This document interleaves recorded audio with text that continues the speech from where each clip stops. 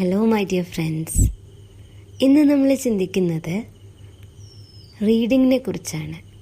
How to create reading ഹാബിറ്റിനെ കുറിച്ചാണ്. Reading എന്ന് കേൾക്കുമ്പോൾ എൻ്റെ മനസ്സിലേക്കും ഒത്തിരി ആളുകളുടെ മനസ്സിലേക്കും വരുന്ന ഒരു മെയിനായിട്ടുള്ള ഒരു ഫേമസ് ആയിട്ടുള്ള കൊട്ടേഷൻ ഉണ്ട്. ഫ്രാൻസിസ് ബേക്കൺ എന്ന് പറയുന്ന ഇംഗ്ലീഷ് എസ്സേയിസ്റ്റിൻ്റെ ഓഫ് സ്റ്റഡീസ് എന്ന് പറയുന്ന എസ്സേയുടെ ആദ്യത്തെ ഭാഗം.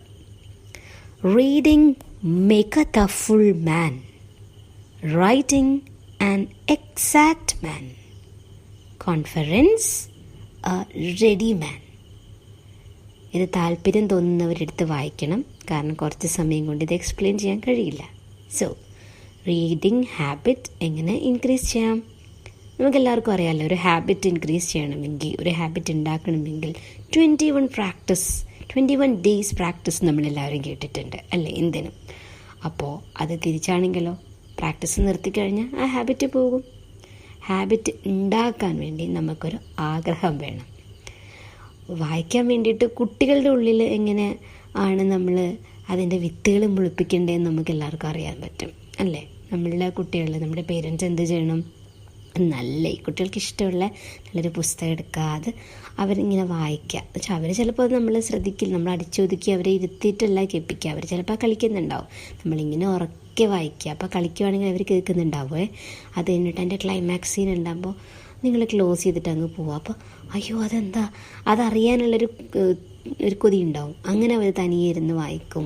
അങ്ങനെ വായനയിലേക്ക് കുട്ടികളെ കൊണ്ടുവരാം. ഇനി പേരൻസിന് റീഡിങ് ഹാബിറ്റ് ഇല്ലെങ്കിൽ എന്ത് ചെയ്യും? സോ നമുക്ക് ആ ഹാബിറ്റ് വളർത്തിയെടുക്കേണ്ടതാണ്. നമ്മൾ ചിന്തിച്ചിട്ടില്ലേ, മനുഷ്യരായ നമുക്കാണ് വായിക്കാനും എഴുതാനും സംസാരിക്കാനും ഉള്ള കഴിവുള്ളത് അല്ലേ. സോ അപ്പോൾ നമ്മൾക്ക് ഉള്ള കഴിവ് നമ്മൾ നേർച്ചർ ചെയ്തെടുക്കണ്ടേ. സോ അതിൽ കുറച്ച് ഒരു ചിത്രീയ ചിന്തകളാണ് എൻ്റെ കുറച്ച് സൂത്രപ്പണികൾ ഞാൻ ചുമ്മാ പറയുകയാണേ. ആദ്യമായിട്ട് തന്നെ നമ്മളുടെ ഇൻട്രസ്റ്റ് കണ്ടുപിടിക്കുക.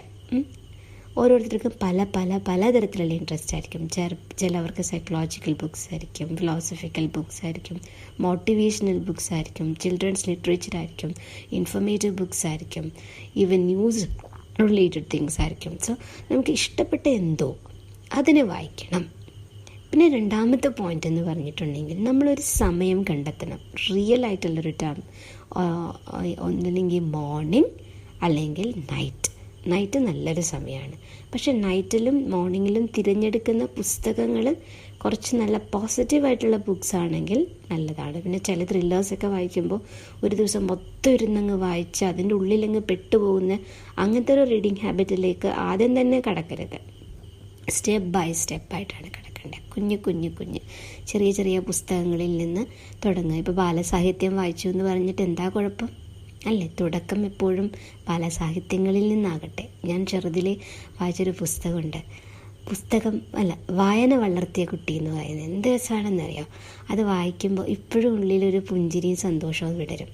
അത് നമ്മൾ അറിഞ്ഞ് എടുക്കേണ്ടതാണ്. അത് കിട്ടുന്ന ബെനഫിറ്റ്, അത് തരുന്ന പ്രോഫിറ്റ്, റീഡിങ്ങിൻ്റെ പ്രോഫിറ്റ് നമ്മൾ അറിഞ്ഞ് ലഭിക്കേണ്ടതാണ്. അത് നിങ്ങളെല്ലാവരും അറിയണം.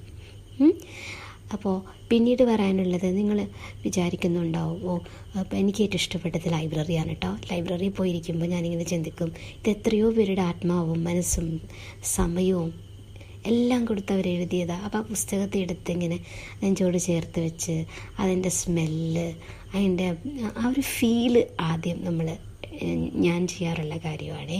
പിന്നെ പുസ്തകങ്ങൾ എന്ന് പറയുന്ന, പുസ്തകങ്ങളുടെ വായന മരിക്കുന്നു എന്ന് പറയും. ഇപ്പോൾ വായനയുടെ മോഡ് മാറി അല്ലേ. ഇപ്പോഴും വായിക്കുന്ന ഒത്തിരി പേരുണ്ട്, എഴുതുന്ന ഒത്തിരി പേരുണ്ട്, സീരിയസ് ആയിട്ട് എഴുതുന്നവരുണ്ട് അല്ലേ. ഫിലിംസ് എല്ലാം റിലേറ്റഡ് ടു റീഡിംഗ് ആണ്. അപ്പോൾ വായന എന്ന് പറയുമ്പോൾ പുസ്തകത്തിലെ വായന മാത്രമല്ല കേട്ടോ, ഓരോ മനുഷ്യരും തുറക്കാത്ത പുസ്തകങ്ങളാണ്. നമ്മുടെ ചുറ്റുമുള്ളവർ, നമ്മളുടെ വീട്ടിലുള്ളവരെ തന്നെ നമ്മൾ അറിഞ്ഞിട്ടുണ്ടോ? അപ്പോൾ അവരുടെ ജീവിതങ്ങളെക്കുറിച്ച് കേൾക്കാനും അറിയാനും ശ്രമിക്കുന്നതും ഒരുതരം വായനയാണ്. ഓക്കെ, അപ്പോൾ നന്നായി വായിക്കുക. ആ വായന വളർത്തിയ കുട്ടികളായി ഉള്ളിലെ കുട്ടിയെ വളർത്തിയെടുക്കാം. Thank you my dears.